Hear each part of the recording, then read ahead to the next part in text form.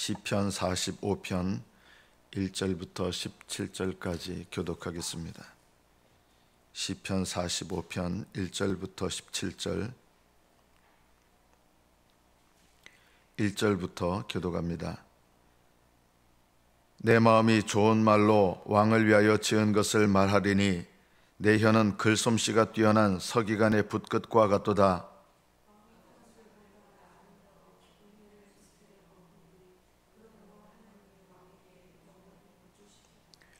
용사여 칼을 허리에 차고 왕의 용화와 위엄을 입으소서.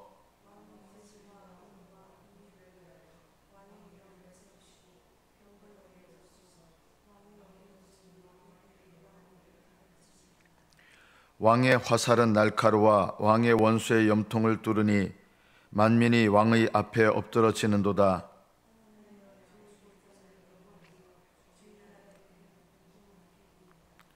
왕은 정의를 사랑하고 악을 미워하시니 그러므로 하나님 곧 왕의 하나님이 즐거움의 기름을 왕에게 부어 왕의 동료보다 뛰어나게 하셨나이다.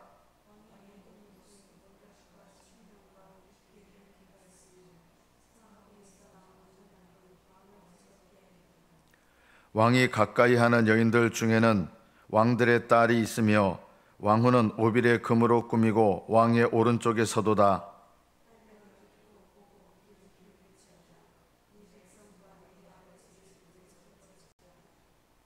그리하면 왕이 네 아름다움을 사모하실지라.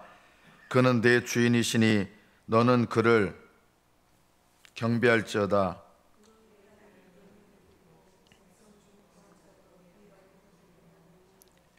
왕의 딸은 궁중에서 모든 영화를 누리니 그의 옷은 금으로 수놓았도다.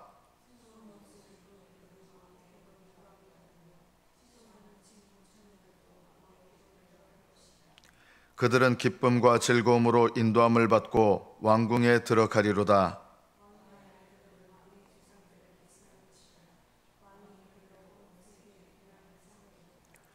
내가 왕의 이름을 만세에 기억하게 하리니 그러므로 만민이 왕을 영원히 찬송하리로다.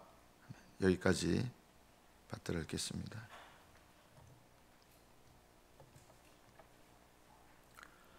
오늘 이 본문 시편에 나오는 왕은 반드시 예수님으로 해석해야 됩니다. 반드시 예수님으로 해석합니다.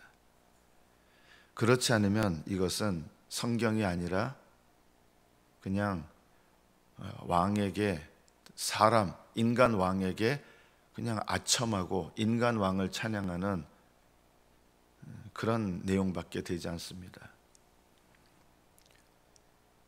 그런 내용들은 성경에 단 한 구절도 없습니다. 모든 성경은 하나님의 감동으로 된 것입니다. 하나님의 감동이라는 말은 하나님의 말씀이 되도록 성령께서 생명의 숨을 불어넣으셨다 이 뜻입니다. 그래서 오늘 이 본문에 나오는 왕은 인간 왕을 가리키는 말씀이 아니라 왕이신 예수님을 예언하고 가리키는 말씀입니다. 실제로 7절 말씀 보면 왕은 정의를 사랑하고 악을 미워하시니 그러므로 하나님 곧 왕의 하나님이 즐거움의 기름을 왕에게 부어 왕의 동료보다 뛰어나게 하셨나이다. 히브리서에서는 이것을 예수님을 가리키는 말로 그대로 말씀을 번역합니다. 여기 왕은 예수님이고 즐거움의 기름은 그냥 사람 옛날 왕한테 이렇게 왕 세울 때 기름 붓거든요. 그걸 말하는 게 아니라 히브리서에서는 이 즐거움의 기름은 예수님께서 이 땅에 메시아로 오셨잖아요. 메시아로 오실 때 메시아라는 말이 무슨 뜻입니까? 기름을 붓는다, 기름 부음을 받은 자라는 뜻입니다. 그래서 사람들에게도 기름 부음을 통해서 메시아라는 것을 나타내지만 메시아가 기름 부음 받는 거잖아요. 그 기름은 뭘 말합니까? 예수님께서 성령을 받으셔서 메시아가 되시는 것입니다. 이 땅에 메시아로 오셨는데 예수님은 태어날 때부터 메시아로 오셨어요. 기름 부음 받은 자로 오신 거예요. 자, 그러면 기름 부음을 받아야 되잖아요. 어떻게 기름 부음을 받습니까? 예수님께서 공생애를 시작하실 때 세례 요한에게 세례를 받으실 때 하늘이 열리면서 성령이 임하십니다. 성령이 어떻게 임하셨느냐? 비둘기같이 임하셨어요. 또 하나 성령을 한량없이 부어주셨습니다. 왜 성령을 부어주셨느냐? 예수님께서 사람으로 오셨기 때문에 사람이 되셔야 메시아의 사명을 온전히 감당하실 수 있거든요. 예수님이 메시아가 되시려면 사람으로서 순종하셔야 되고 사람으로서 죽으셔야 되는 거예요. 예수님은 창세전에 이미 메시아가 되셨지만 기름 부음을 받으셔서 예수님께서 기름 부음을 받으셔야 되고 사람으로 오셔야 되고 이 일이 있어야 우리를 위한 메시아 왕이 되셔서 우리를 구원하시는 겁니다. 그래서 오늘 이 본문의 처음 내용, 거의 중간까지 내용은 이 땅에 우리를 위한 나를 구원하시는 왕으로 오시는 메시아를 찬양하는 시입니다. 2절 보면 왕은 사람들보다 아름답습니다. 예수님께서 이 땅에 왕으로 오셨는데 어떤 왕으로 오셨어요? 사람으로 태어나셔서 왕으로 오셨어요. 예수님은 우리와 똑같은 사람으로 오셨습니다. 그런데 예수님을 향해서 이 시편 기자는 성령의 감동으로 왕은 사람들보다 아름답습니다. 왜 아름다우십니까? 그분은 우리와 똑같은 모습, 사람의 모습으로 사람으로 이 땅에 오셨지만 그분은 하나님 아들이시요 우리를 구원하시는 분이시요 우리의 왕이시요 우리를 위하여 메시아가 되신 분이기 때문입니다. 똑같이 오히려 연약한 사람의 모습으로 이 땅에 오셨지만 그분은 사람들보다 아름다우신 분이십니다. 그리고 그분은 은혜를 입술에 머금는 분입니다. 입술에 머금는다는 것은 그분이 말씀하시는 말씀이 진리의 말씀이요 우리를 구원하신 말씀이라는 거예요. 저는 대학교 다닐 때 이제 그 동양 사상사라는 과목도 수강을 했거든요. 생물학과 학생이었지만 생물학과 2학년 학생이 철학과 4학년 학생 수업을 들었습니다. 제가 다니던 학교는 그게 가능했어요. 동양 사상사, 동양 철학사를 듣는데 그 중에 이제 공자, 맹자 이런 분들 수업을 하면서 그분들에 관한 책도 또 읽어야 되는 거예요. 숙제로. 그분들 글을 읽으면서 참 훌륭하다, 지혜롭다 이런 생각을 했습니다. 그러나 한 가지 예수님의 말씀과 완전히 다른 차이점이 있다. 어떤 차이점이 있을까요? 예수님의 말씀은 우리를 구원하시는 능력이 있습니다. 이 세상 어느 누구도 위대한 말을 할 수 있지만 우리를 구원하는 능력이 없습니다. 이것이 세상 사람들의 놀라운 훌륭한 말들과 예수님의 입에서 나오는 말의 차이입니다. 결정적인 차이입니다. 우리에게 오시는 왕은 은혜를 입술에 머금는데 어떤 은혜를 입술에 머금습니까? 그분이 우리를 책망하셔도 구원하시는 책망이시요 우리에게 말씀하시는 그 말씀이 우리를 구원하시는 말씀이에요. 부처님 말씀 듣고 구원받은 사람 있어요? 한 명도 없어요. 공자님 말씀 듣고 구원받은 사람이 있어요? 단 한 명도 없어요. 이 세상에 훌륭한 말씀을 하시는 분들은 많지만 그분들의 말이 구원하는 은혜를 입술에 머금는 분은 한 명도 없습니다. 불가능합니다. 그러나 이 땅에 우리의 메시아로 오신 예수님은 은혜를 입술에 머금으셨습니다. 그분의 입에서 나오는 말씀이 귀한 말씀입니다. 왜냐하면 우리를 구원하는 말씀이기 때문입니다. 여러분은 이런 말씀, 주님의 입에서 나오는 이 은혜의 말씀을 듣고 계십니까? 하나님의 말씀은 살았고 운동력이 있어 좌우의 날선 어떤 검보다도 예리하여 관절과 골수와 영과 혼과 관절과 골수를 찔러 쪼개기까지 하는데 그 말씀은 이 기록된 말씀을 말하는 게 아니라 살아계신 하나님의 입에서 나와서 나를 깨닫게 하시고 구원하게 하시는 말씀을 말하는 거예요. 이 말씀을 못 듣는 분들이 많아요. 예수님께서 이 땅에 오셔서 은혜를 머금으시고 말씀하셨지만 누가 그 말씀을 받고 구원의 은혜를 받았느냐? 깨닫는 사람만이 받습니다. 예수님의 말씀을 들은 사람은 많지만 진정으로 들은 사람은 별로 없었습니다. 예수님의 입술은 은혜를 머금지만 그 입에서 나오는 은혜로운 말씀을 믿음으로 받는 자들만이 그 은혜의 말씀, 구원의 말씀을 받게 됩니다. 여러분은 날마다 이 은혜의 말씀을 받으십니까?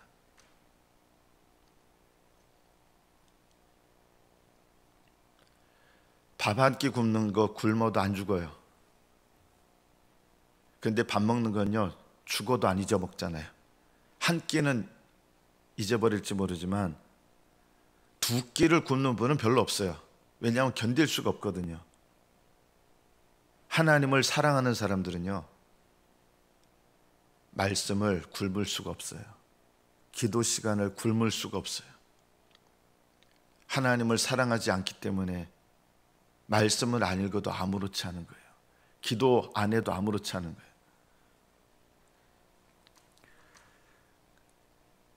하나님께서 왕에게 영원한 복을 주시도다. 예수님께 맡기신 거예요. 영원한 복을 주셨어요. 예수님께서 이 땅에 사람으로 오셨는데 예수님은 영원한 복을 받으셨습니다. 왜요? 낮아지셨고 죽기까지 순종하셨기 때문에 하나님께서 예수님을 지극히 높여 모든 만물 위에 뛰어난 이름을 주셨습니다. 사람으로 오셨고 사람으로 죽으셨고 사람으로 고난받으셔서 하나님께서 그 예수님을 지극히 높이시고 모든 권세와 위엄과 영광을 예수님께 주십니다. 인간으로서 예수님께 주시는 겁니다. 영원한 복을 주셨습니다. 이런 놀라운 예수님을 통해서 하시는 일을 성령의 감동으로 미리 예언하는 말씀이에요.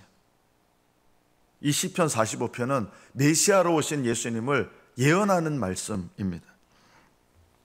이 메시아로 오는 분에게 왕의 위엄을 세우시고 병거에 오르소서. 세상 왕에게 얘기하는 게 아니에요. 주님께서 병거에 오르셔서, 영적인 의미죠. 주님께서 나와 함께 하셔서 나를 위한 싸움을 싸워주시기를 사모하는 거예요. 주님의 도움을 구하는 거예요. 여러분은 영적 싸움을 싸우십니까? 영적 싸움을 싸우는 사람만이 주님께 이 기도를 드립니다. 주여 병거에 오르소서. 영적 싸움을 싸우지 않는 신자들은 이런 기도가 아무 나하고 상관이 없어요. 주여 병거에 오르소서, 이런 말을 주님께 요청하지 않아요.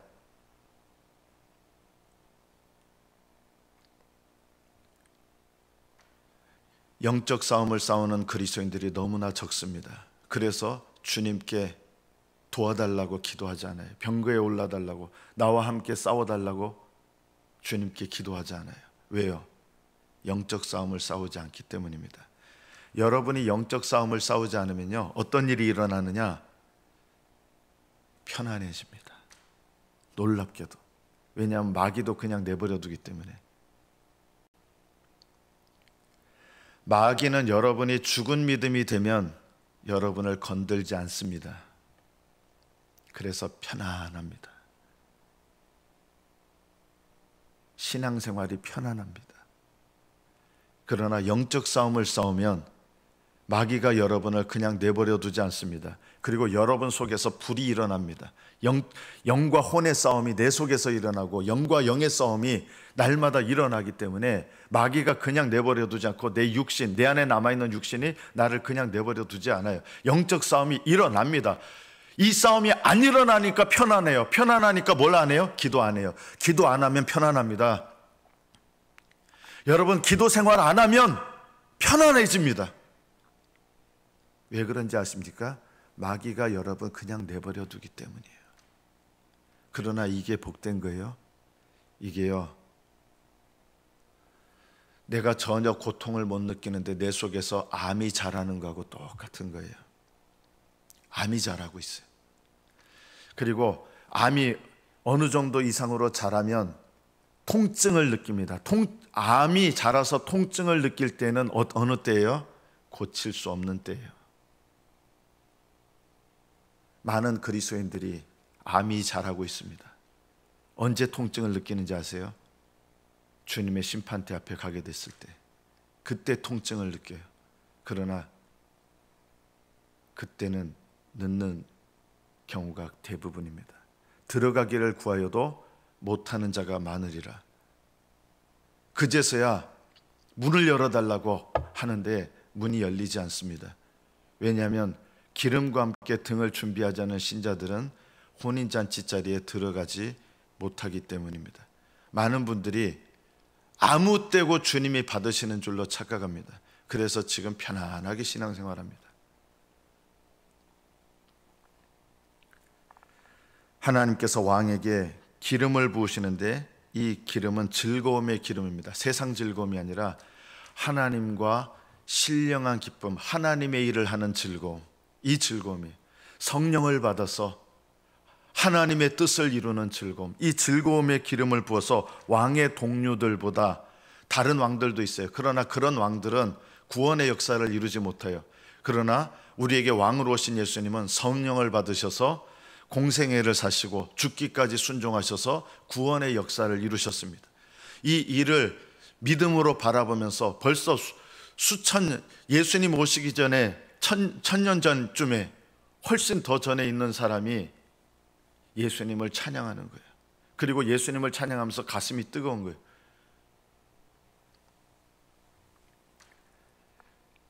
(10절) 말씀부터는 그 예수님을 믿는 사람들이 교회죠. 우리는 왕의 신부예요. 왕후에 대해서 말씀하는 거예요. 왕후는 어떻게 살아야 되느냐?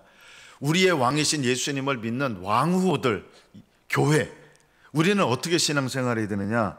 10절에 보면 딸이여 듣고 보고 귀를 기울일지어다. 이것이 신앙생활입니다. 들어야 됩니다. 하나님의 역사를 볼 줄 알아야 됩니다. 왕으로 오신 주님께서 나에게 어떤 일을 하고 계신지, 뭘 원하시는지 깨달아야 됩니다. 그래서 귀를 기울여야 되는 것입니다. 듣고 보고 귀를 기울일지어다. 너의 백성과 내 아버지 집을 잊어버릴지어다. 이게 뭡니까? 너의 아버지, 너의 백성은 옛날 왕으로 시집 왔어요. 시집 왔는데 왕으로 시집 왔으면 왕에게 주목하고 뭘 잊어버려야 돼요? 너의 옛날 백성, 이방인이었는데, 이방인 여자였는데 시집 온 거예요. 예를 들면. 그럼 어떻게 되느냐? 너의 나라, 이전에 너의 백성 잊어버려라. 우리에게 이게 뭘 말씀하는 거예요? 세상 사람들과 세상적인 교제하는 거 끊으셔야 됩니다. 이게 너의 백성과 내 아버지 집을 잊어버리는 것입니다. 세상적인 성공 끊어버리는 겁니다. 세상 사람들은 세상적인 성공을 꿈꿉니다. 이거 끊어버리셔야 됩니다. 이게 집을 잊어버리는 겁니다. 너의 백성, 너의 아버지, 너의 백성들하고 교제하지 말라는 거예요. 불신자들하고 아예 사귀지 말라, 이런 말씀이 아니라 불신자들과 쓸데없이 시간을 낭비하고 함께 멍에를 짊어지지 말라는 것입니다. 이런 일들을 하면서 믿음이 자라는 일이 없냐? 믿음 안 자랍니다. 가시떨기의 말씀을 기억하십니까? 씨가 뿌려졌는데 왜 열매를 맺지 못합니까? 이 가시떨기가 있는데 가시떨기가 뭐예요? 세상 근심, 세상 염려, 또 반대로 세상 재미. 세상 재미에 빠지는 사람은 열매 못 맺습니다. 세상 염려에 빠져 있는 사람 열매 못 맺습니다. 그리고 부자 되고 싶어하는 욕심, 구원의 열매를 맺지 못합니다. 재리에 대한 유혹 때문에, 세상 돈에 대한 욕심 때문에. 우리는 저 안 그런데 저 교회 열심히 다니는데요. 여러분 자녀들에게 여러분이 진짜 원하는 거 뭡니까? 세상적인 성공입니까? 하나님의 자녀로 바로 믿고 섬기고 헌신하는 겁니까? 여러분은 부자 되기 싫습니까? 편하게 지내고 싶지 않습니까? 이런 거 잊어버려라. 이거 끊으셔야 됩니다.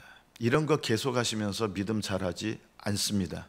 열매 맺는 믿음, 온전한 구원에 이르는 믿음 말하는 거예요. 열매라는 게 뭐냐면요, 온전한 구원에 이른다는 뜻입니다. 내가 믿음은 아직 연약하지만 그래도 날마다 주님 앞에 나아가는 사람은 열매 맺습니다. 온전한 구원, 하늘나라에 들어가는 구원에 이른다는 뜻이에요. 열매를 맺어요. 가시떨기의 믿음은 이파리도 많아지고 하는데 열매를 못 맺습니다. 이것이 사실은 많은 그리스도인들에게 실제적인 영적인 현실입니다. 열매를 못 맺습니다. 세상 염려, 세상 재미, 세상 방법, 세상 욕심, 세상 추구하고 이렇게 하면서 열매를 맺을 수가 없습니다. 그래서 잊어버리라. 그러면 왕이 너의 아름다움을 사모하실 거다. 왕이신 주님께서 우리를 기뻐하시고, 너의 아름다움이 뭐예요? 믿음으로 말미암는 아름다움이에요. 믿음으로 말미암는 회개, 주님께서 기뻐하시는 거예요. 믿음으로 말미암는 순종, 주님께서 기뻐하시는 거예요. 믿음으로 말미암아 주님께 사모하며 나가는 것, 주님께서 기뻐하시는 거예요. 이게 바로 주님께서 우리를 보실 때 주님께서 사랑스러워 하시는 것들입니다. 주님께서 사랑하실 만한 것들을 하고 계십니까? 회개하면서 주님 앞에 나갈 때 주님은 사모하십니다. 그것을 기쁘게 받으시는 거예요. 눈물로 얼룩진 그런 얼굴로 주님 앞에 나아가십니까?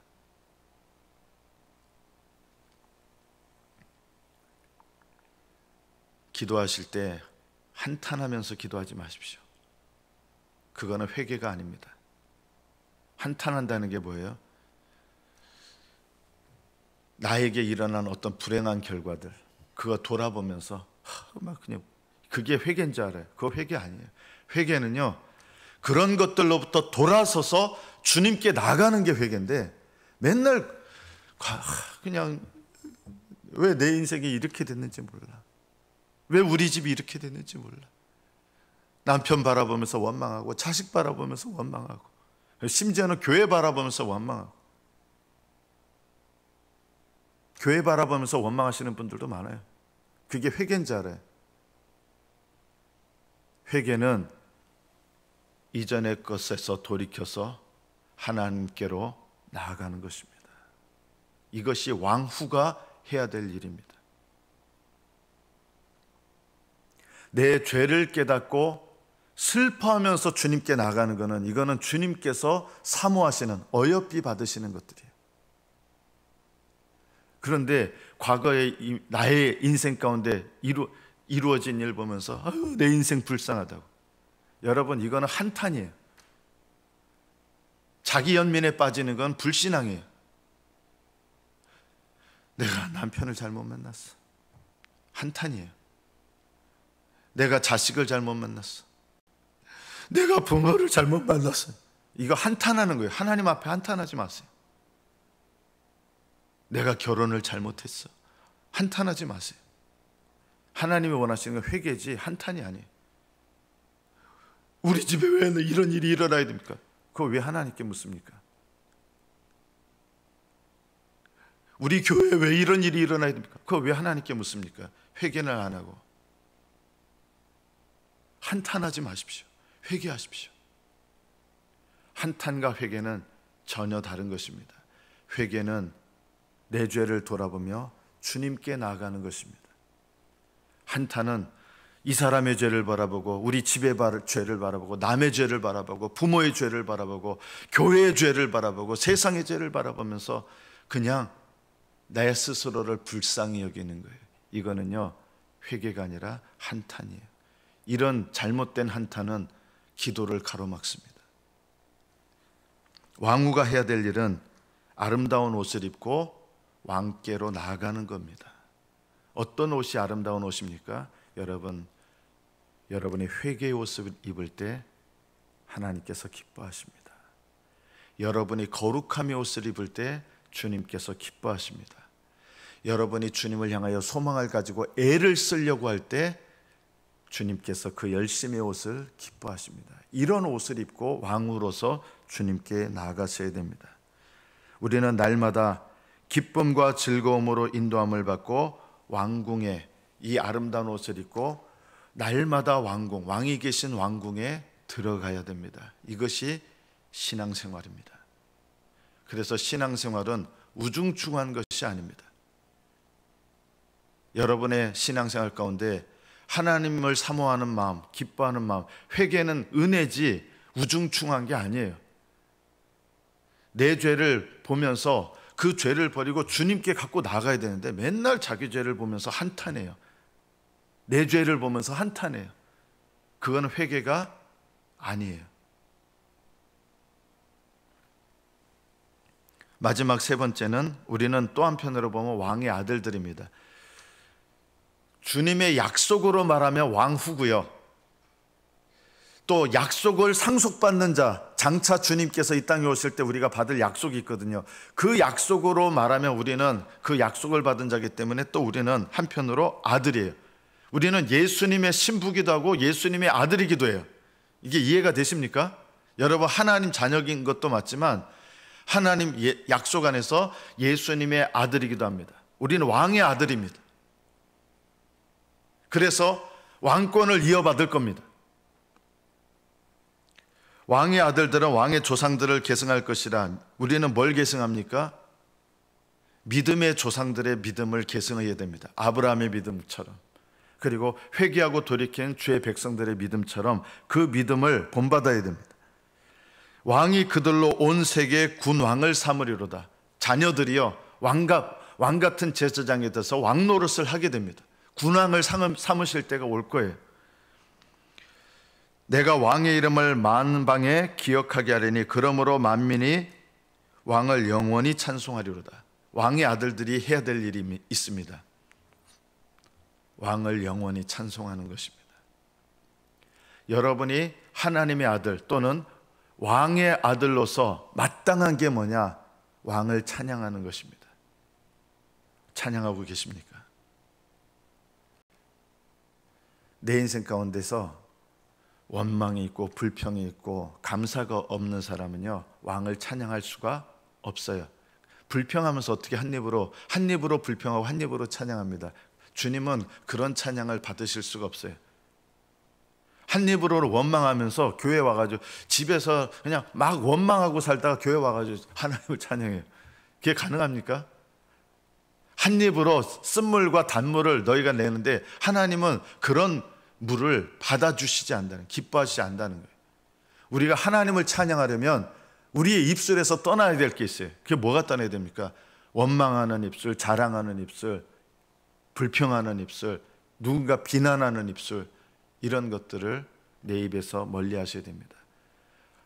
왕을 찬양하는 것, 이것이 왕권을 이어받은, 왕권을 약속받은 왕의 아들들이 해야 될 마땅한 삶입니다.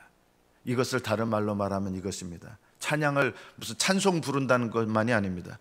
모든 일에 감사하는 것이 찬양하는 것입니다. 찬양은 꼭 노래 부르는 것만이 아니에요. 하나님께서 내게 주신 모든 일들이 합력하여 좋은 일을 이루신다는 게 내가 믿어지기 때문에 감사하게 되는 거예요. 찬양하게 되는 거예요. 이것이 왕의 아들들에게 합당한 삶입니다. 나는 왕후로서 아름다운 옷을 입고 왕에게 나아갑니까? 나는 왕의 아들로서 감사와 찬양으로 나의 입술을 채우고 나의 삶을 채우고 있습니까?